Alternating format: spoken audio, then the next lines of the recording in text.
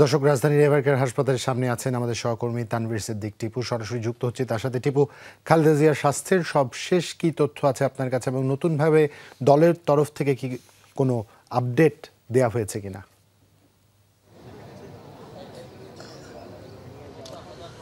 জুবায়ের, একেবারে সকালে এই মুহূর্তে আসলে এখন পর্যন্ত আমাদের কাছে যে তথ্য রয়েছে তাতে খালেদা জিয়ার শারীরিক অবস্থা শেষ পর্যন্ত এখন পর্যন্ত অপরিবর্তিতই রয়েছে, আগের মতোই রয়েছে। গতকাল রাত পর্যন্ত আপনারা যেটা জানেন যে গতকাল রাত 10টা 10 নাগাদ 3 থেকে 4 সদস্য বিশিষ্ট একটি বিশেষজ্ঞ চিকিৎসক দল এভারকেয়ার হাসপাতালে এসে পৌঁছেছেন।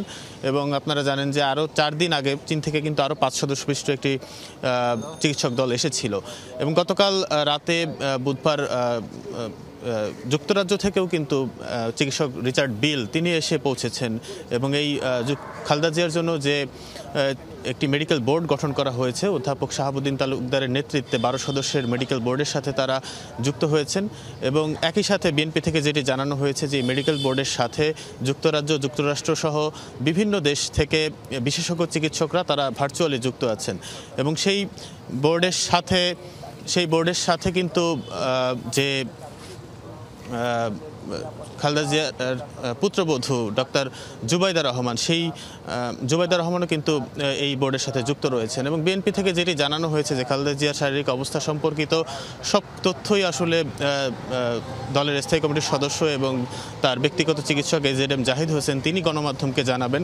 এবং গতকাল রাতে জাহিদ হোসেন যেটি জানিয়েছেন যে তার অবস্থা এখন পর্যন্ত অপরিবর্তিতই রয়েছে, এবং যদি কোনো ধরনের কোনো পরিবর্তন ঘটে, কোনো উন্নতি বা অবনতি কোনো ধরনের তথ্য তিনি পান, সেটি গণমাধ্যমকে জানাবেন, এমনটাই তিনি জানিয়েছেন।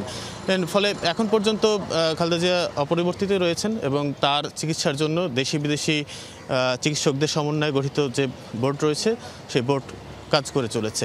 জুবায়ের, টিপু, অসংখ্য ধন্যবাদ।